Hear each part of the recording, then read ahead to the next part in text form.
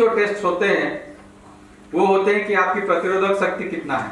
पहले तो पता चला ट्यूबरकुलोसिस, पहले जमाने में ट्यूबरकुलोसिस को लगता था कि हम लोग कंट्रोल कर चुके हैं, लेकिन आजकल टीबी बीमारी हमको खा जाएगा, क्योंकि वो कोई दवाई नहीं सुनता है। आजकल एक नया किस्म की टीबी आ गया है जिसको हम बोलते हैं XDR टीबी, और HIV का भाई है।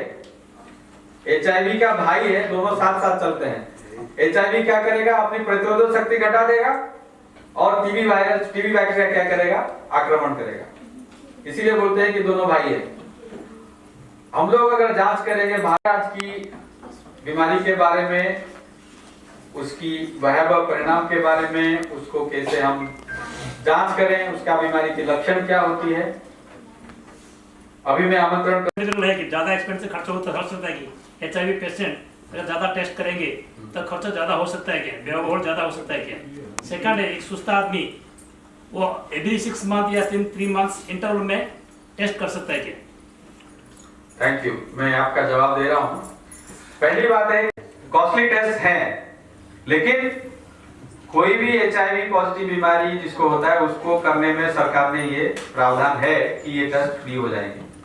नहीं है, क्योंकि हम उसको कंफर्म कर लें और इलाज करें। दूसरा क्वेश्चन क्या था? एवरी 3 मंथ्स या डिग्निटरीज ऑन द डाइट्स। मैं सारे का नाम लेने का टाइम नहीं लूंगा क्योंकि ऑलरेडी सब लोग लेट सब लोग किए हैं। Dignitaries on the diets and all the participants and जो यहाँ पर आए हैं, ये आज वर्ल्ड एड्स डे, मेरे को आदत है कैंसर करने तो वर्ल्ड एड्स डे के बारे में हम लोग को जानने के लिए डॉक्टर बसंत ने इतने साफ से, इतने क्लियरली और बिल्कुल एकदम सिंपल वे से इतना अच्छे से समझाया कि ये वर्ल्ड मतलब एड्स क्या होता है, HIV क्या होता है, एंटीजन क्या होता है, एंटीबॉडी क्या होता है। मेरे ख्याल से इतना अच्छे से समझाने का मैंने आज पहली बार बहुत अच्छे से समझा इसको। मैं खुद डॉक्टर हूँ, लेकिन इतने सिंपल वे से समझाना मेरे ख्याल से डॉक्टर बसंत का ही ये स्पेशलाइज्ड एरिया है कि वो इतने अच्छे से और इतने प्यार से और इतने स्लोली और सबको समझाते हैं। जो ऊपर में जो बैठे हुए बच्चे हैं, मेरे ख्याल से वो भी समझ पाए होंगे कि डॉक्टर बसंत ने क्या है। अच्छा, कौन कौन नहीं समझ पाए वो हाथ उठाए कि एड्स क्या है, HIV क्या है, और कौन समझ पाए, क्योंकि मैं क्वेश्चन पूछने वाला हूं। ठीक है बच्चों, हैं राइट? क्वेश्चन पूछेंगे ना, नहीं तो फिर आप लोग बात करना बंद करके सुने चुपचाप से। अच्छा, तो एक बहुत ही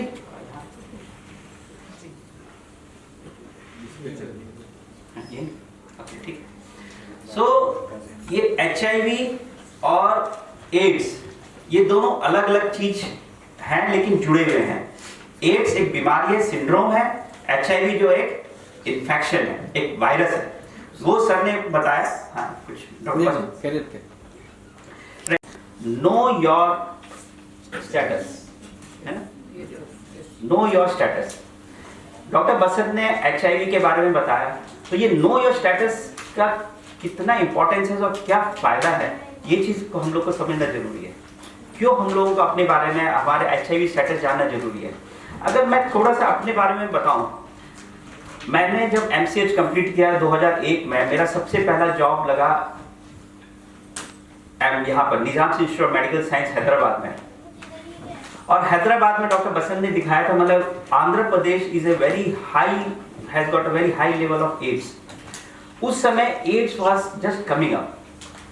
हम लोगों को जब प्रैक्टिस करना स्टार्ट किए थे, जब SCB में और मेडिकल कॉलेज में हम लोग जब प्रैक्टिस स्टार्ट किए थे, तो हमारे पास वो ग्लास सिरिंजेस होते थे जिसको हम लोग को देना पड़ता था।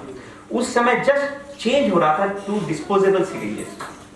उस समय हमारे जो ग्लव्स थे, वही ग्लव्स हमारे रिपीट होते थे, हम लोगों को चेंज नहीं करता। I was a surgeon, sir तो मेडिकल स्पेशलिस्ट है, क्योंकि हमारे OT में भी हमारे पास ऐसा होता था कि वही ग्लव्स को धो करके स्टेरलाइज करके हमें वापस यूज करना पड़ता था। और अगर आप गायनिक डिपार्टमेंट में जाएं तो उसी को गर्म पानी में डाल के लटका दिया जाता था और उसके बाद फिर उसको यूज किया जाता था। That was the status. और हमें उस समय जब एड्स के बारे में जब स्टार्ट हुआ, जैसे आजकल हमारे दूसरे जो बीमारी आ रहे हैं, चिकनगुनिया आ रहा है, डेंगू आ रहा है, जो आजकल हम लोग उसके बारे में जब समझ रहे हैं, और उस समय जब हम लोग एड्स के बारे में समझते थे तो और कोई डरे ना डरे, हम लोग जरूर डर जाते थे। एज ए डॉक्टर हम लोग जरूर डर जाते थे कि यार ये तो हमें जरूर होगा। और मेरे खुद अपने सीनियर जो टाटा मेमोरियल, अगर हम बोले कि ओडिशा के सबसे पहले जो ऑन्को सर्जन, जो स्पेशलाइज्ड ऑन्को सर्जन, जो ट्रेंड ऑन्को सर्जन थे, ही वाज डॉक्टर, नाम नहीं लेना चाहिए, तो वो जो है वो टाटा मेमोरियल में काम करते थे। और मैं जब एससीबी में मैं पीजी कर रहा था तो वो आते थे and he used to operate, he used to demonstrate, और मैं उनके साथ जुड़ करके I was planning to go to Tata Memorial कि मैं उन्हीं के अंदर में ट्रेनिंग लूंगा। और मैं जब उनको मैं चल रहा था, उनका पीछा कर रहा था, सडनली ही सेड दैट कि he stopped interacting with me totally. और तब मैं जब टाटा मेमोरियल पहुंचा तो उनको खुद को एड्स हो गया था। He was HIV positive, he died of AIDS, and पता नहीं चला, he left. And he was one of the very renowned and one of the best oncosurgeons I had ever seen during my when I was building up my career. फिर मेरे तो एक HIV का एक डर तो बैठ गया था हमारे अंदर। और जब हमारा नेक्स्ट स्टेप आया, जब मैं खुद असिस्टेंट प्रोफेसर बना और निजाम्स में स्टार्ट किया, और वहां पर मैंने देखा हम लोग जब एक रूटीन सा हो गया था, उस समय हम लोग कर नहीं सकते थे। अगर हम लोग टेस्ट करना भी होता था, अगर पेशेंट के बारे में पता भी लगाना होता था, हम पता नहीं लगा सकते थे कि उसको हम लोग बोले कि भाई जा करके तुम HIV टेस्ट करा दो, क्योंकि अगर HIV टेस्ट कराएंगे उसको काउंसलिंग करना पड़ेगा, उसको एक्सप्लेन करना पड़ेगा, and it was quite rampant at that time. हमने कई पेशेंट्स के, हम लोग ने छिप करके, हम लोग कोई पेशेंट का अगर हमें कराना होता था तो हम लोग क्या करते थे, ब्लड तो ड्रॉ करते थे दूसरे टेस्ट के लिए, लेकिन उसमें से HIV भी करा देते थे, या पता नहीं हमें ही हो जाए।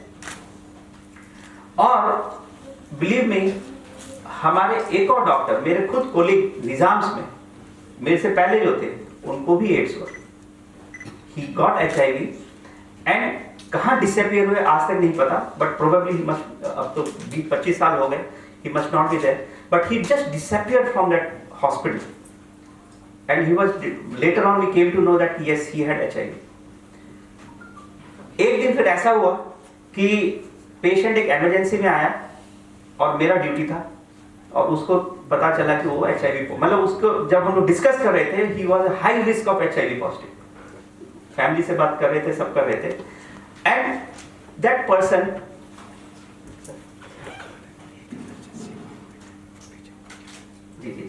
जी मैं ये आपको देता हूँ सर, लेते जाइए आपसे।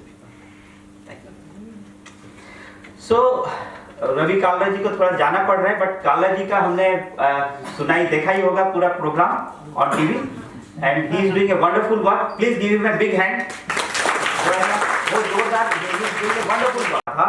और ये जो वर्ल्ड एड्स डे और इस तरीके की जो चीजें आए कि इसको कैसे रोकथाम किया जाए, और इतने सारे ऑर्गेनाइजेशन, और ये जो तारा जमीन का जो फाउंडेशन है जो ये आज काम कर रहा है, उसके लिए हम लोग, I am really proud of them, and a big hand to their organisation. बहुत अच्छा काम कर रहा है कि इतना लोगों तक ये चीज पहुंचा रहा है। सो हमारा ये जो, इसके बारे में हमने जाना, लेकिन इसको प्रिवेंट कैसे करें और इसको किस तरीके से, इसके बारे में आगे हम लोग क्यों ये बढ़ रहा था और कैसे ये कम हुआ। अगर हम लोग देखें, जैसे डॉक्टर बसंत ने दिखाया कि कितना 38 million people are infected with this HIV, और अगर हम इंडिया में ही देखें, it is more than I think 4 million in India. आज के पेपर में जो था 4 million, but the rate of infection is coming down, and the credit goes to the government organizations and the government, the way it is they are working, and lot of NGOs like Tara Jameen and others have worked on that. They have gone to the villages, talked with the sex workers, and have been able to create that awareness, जिसके कारण आज हम लोग इसको control कर पा रहे हैं। और आज भी हम लोग इसलिए जो जुड़े हैं, इसलिए मेन पर्पस यही है कि आप लोग सब जाने समझें कि आगे चल करके इस चीज में ना फंस पाए। सो दिस इज वन, जो हमारा जो इसके बारे में जो हमने बताया है, जो HIV का, जो UN AIDS करके एक ऑर्गेनाइजेशन है which is working on completely on AIDS and how to control this AIDS problem. और अगर इन्होंने नहीं काम किया होता तो इसको बहुत ज्यादा प्रॉब्लम हो सकती थी कि हम लोग जितना अफ्रीका में हर 3rd person is HIV positive, Africa में अगर जाए तो उतना ही लेवल हम लोग का हो जाता। अभी वो लेवल जो है हमारे, अगर हम देखें तो नॉर्थ ईस्टर्न एरियाज में इतना ही लेवल काफी ज्यादा हो रहा है, but it is not because of the sexual activities, but it is more because of the drug addiction, right. So इसमें so this knowledge is power. Know your status, know your viral load. This is the one thing that I am saying. और मैंने इस चीज को जब मैं पढ़ाई इसके बारे में समझ रहा था, तो डॉक्टर बसंत ने भी कहा कि husband and wife should know their HIV status, that is very important. अब एक प्रकार से एक चलन चल पड़ी है कि before marriage an HIV test should be done. Before pregnancy तो होता ही है, हाँ, इसको भी समझाया जा रहा है अभी कि भैया तो अपना, ठीक है। सो मैं जब अपना टोबैको का प्रोग्राम करता हूँ, मैं हर गर्ल्स को, हर लेडीज को मैं ये बोलता हूँ जो शादीशुदा होने वाली है, मेरे हमारे जिसको भी मैं बोलता हूँ भैया एक बार जरूर पता लगा लेना कि द वुड बी हस्बैंड और वुड बी स्पाउस कहीं टोबैको तो नहीं ले रहे, because tobacco is also chronic disease. थोड़ा सा टोबैको में बोल दिया, क्रोनिक डिजीज जो तंबाकू लेता है उसको छुड़ाना मुश्किल है, और वो जरूर कोई ना कोई डिजीज से ग्रस्त होगा ही होगा। आगे चल करके अगर तंबाकू ले रहा है कोई, तो वो जरूर कुछ ना कुछ उसको होना ही है लाइफ में। तो बेचारी जो लड़की है वो क्यों फंस जाए उसके साथ? तो उसको भी हम लोग ये कहते हैं कि पहले लेने से, शादी से पहले जब चल रहा है, एंगेजमेंट होने से पहले जब बातें चल रही है, तो उसको जरूर पूछ ले। और अगर वो पूछने में तो कोई भी नहीं बोलता, कोई भी बच्चा नहीं बोलता कि मैं स्मोकिंग कर रहा हूँ, तो उसके टेस्ट भी करा ले। आज वो ऋषभ जी बैठे हैं, मिश्रा जी बैठे हैं, उन्होंने निकाला है निकोटिन टेस्टर करके एक निकाला है, जो कि सलाइवा से या यूरिन से निकोटिन टेस्ट किया जा सकता है कि शादी से पहले। उसी प्रकार बैक टू द एचआईवी कि हर लड़की को एचआईवी टेस्ट करा लेना जरूरी है। और आज के जमाने में हम लोग क्या करते हैं, even in medical colleges we are testing every patient for HIV.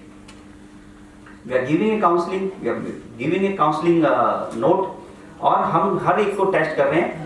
Fortunately, the level of HIV has come down, and all the credit goes to the organizations like Jameen Tarek.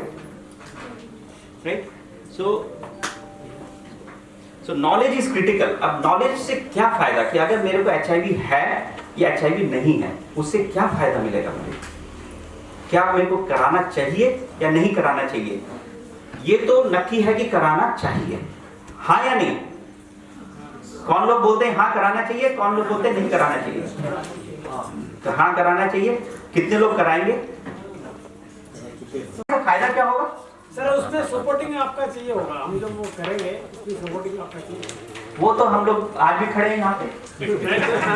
पहले मैंने बोला भाई मैं I am not a AIDS specialist, don't call me, I am a cancer surgeon. तंबाकू के बारे में कुछ बताने तो बता दूंगा। डॉक्टर बसंत ने कहा सर आप आ जाओ। आई हैड सेकंड टाइम मैंने उनको नहीं पूछा कि नहीं आ रहा हूं, बैठ करके पढ़ाई स्टार्ट कर दिया मैंने कि एड्स के बारे में जान ले। तो ये was it is an opportunity to know more, whether you are a doctor, whether you are engineer, whether it is an opportunity. ये जो अवेयरनेस प्रोग्राम जो आप कर रहे हो, डेफिनेटली बहुत दुख लगता है जब चेयर्स खाली देखते हैं, ठीक है ना। लेकिन मैं इतना बता दूं, मैं उस प्रोग्राम्स में भी गया हूं जहां पर 2 लोग बैठे होते थे। अवेयरनेस के बारे में लोगों को, health is the last thing.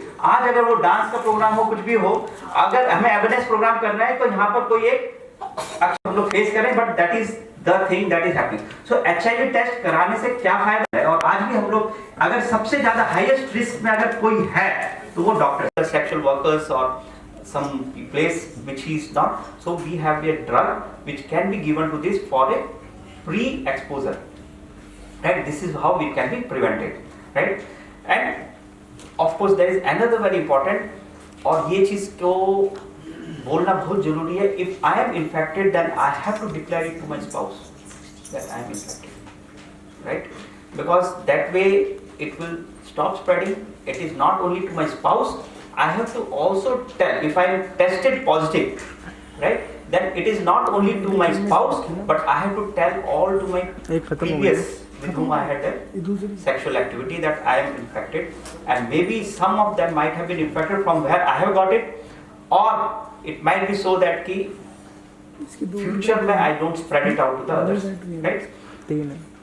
Use a clean needle, of course. If you are pregnant, get medical care right away. Yes, that is आजकल it's a must for any medical diseases. If medical treatment when we go, we definitely ask for a HIV test for all my patients. ठीक है, it has become a common thing and this has to be done, right? Consider male circumcision, that I have already told. And there are so many social, cultural factors. I think why this HIV has been spreading, I'll just read it out, or I'll just make it very